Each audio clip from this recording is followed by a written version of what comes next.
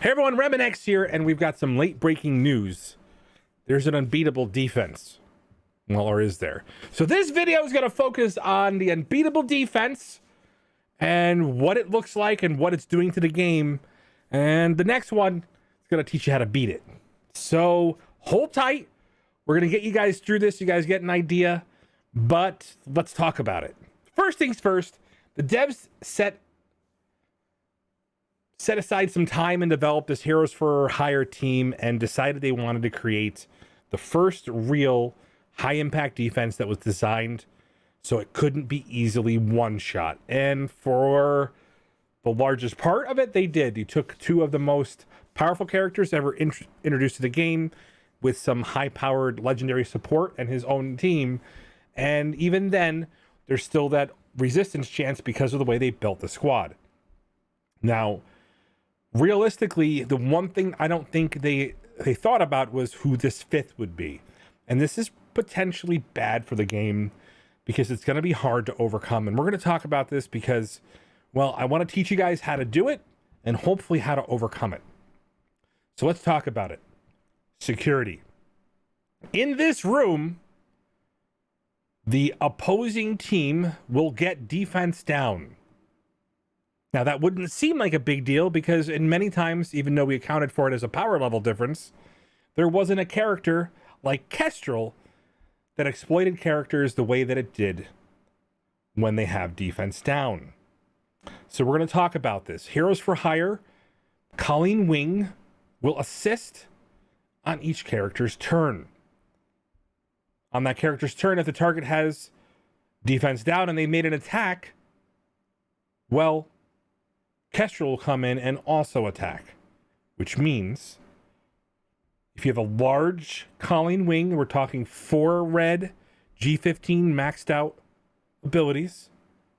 We're talking 5 red Kestrel G15 maxed out abilities. There are few and far between characters that will survive that onslaught. What this means is we're starting to see defenses that are positioning. If you guys notice this is our largest Heroes for Hire. They're in our security. We're seeing defenses built around room bonuses. So depending on how many teams you could field that of the, we're calling it the K4H team, Kestrel for Hire. Yeah, I know. I'm working on something better. This will probably be like Dad Bros, where K4H is the new thing. Sorry, not sorry. That being said, the Kestrel for Hire team is largely the biggest challenge we've seen on war defense. Before many teams get a turn, they've completely annihilated your offense, leaving you with nothing but your tears and your ill-spent money on a mobile game. Now, for purposes of design, we're going to talk about what you should do, how you can build this defense into your own, and then we're going to talk about the counter in another video. First things first, it is going to take a relatively powerful team. If you guys don't have the Heroes for Hire, you can't replicate this. Oh, and by the way, we had Gamora and Nebula's kit come out yesterday, and they'll probably solve this to a certain degree, just maybe not in defense down rooms. That's a whole nother problem that, yeah, Safeguard isn't going to handle. All right. So I'm going to show you guys our layout. We're going to be changing this around, but we're going to show you guys last war to kind of give you an idea. This is our layout. We did this because we were able to field teams in our med bay, our armory, our barracks, and our security that met those guidelines. If you guys will notice, I'm over here in the cargo bay because my Kestrel and my Colleen Wing don't fit those criteria. Now, again, if you're facing teams that can't field, large 700 plus K teams, this will work at other levels, but just be prepared that it won't be this unbeatable defense until it gets these numbers. This is because it'll do things like 600K damage to 600K health Dr. Doom. So something to be very, very aware of. So what we did was we prioritized security so that we will always have one room up. And then we prioritized the med bay, barracks, then the armory in that order for purposes of this defense that is a monster. And to give you an idea, we weren't fully cleared yesterday. We actually worked with our opponents. They are going to give us footage for the next video to help talk about how to overcome it. And by the way, it is potentially a 2-tap, maybe a 1-tap if it's played perfectly and everything goes your way. But we're going to talk about that in another video. So realistically, guys, this is the matrix you want to use. The next video, we'll talk about, how to prioritize your offensive room setup to make sure that you're able to get through it. So they were actually able to finally beat the defense once they killed Kestrel, which is a sneak preview of how to do it. But more importantly, so evaluate how many teams you could field that are large enough that you think you're going to be able to take advantage of the defense down buff from security. Position it. You can throw them up on top if you want to see if your opponents can't get through the 2 flight decks. You can put them at the bottom if you want to protect it and give your opponent a chance and burn through some bigger teams. But more importantly, it is going to be a challenge for even the best to get through. So to give you an idea of the last war here, and again, our opponent's alliance worked really well with us.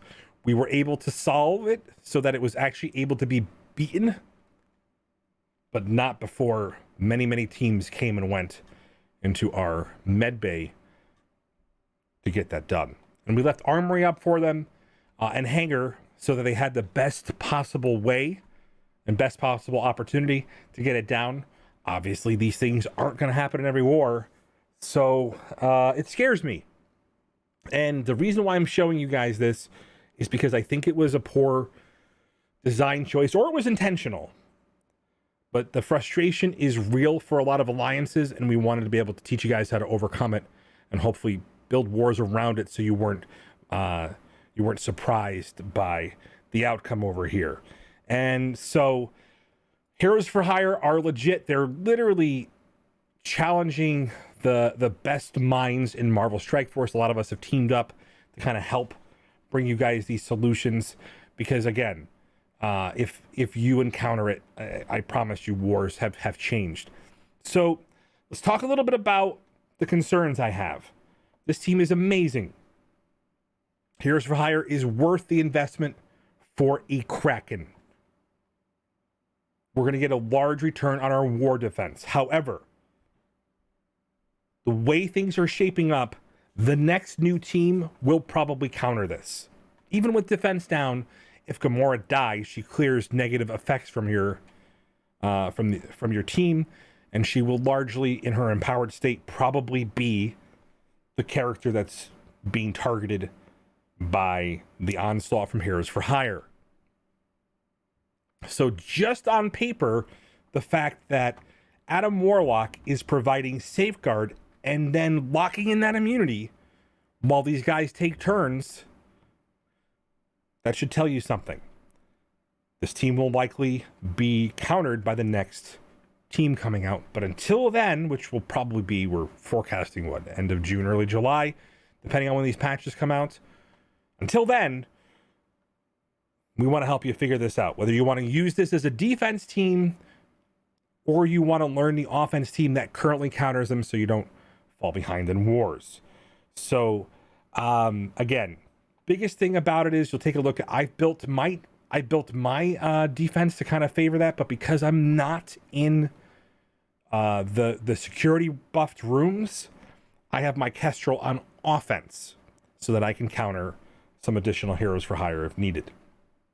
So remember, guys, I do things so you don't have to, and I worked with members of the community and my opponent yesterday, and that's something I think that you should do. Work together, solve problems, have fun, make the game fun, and I think everything else will work itself out.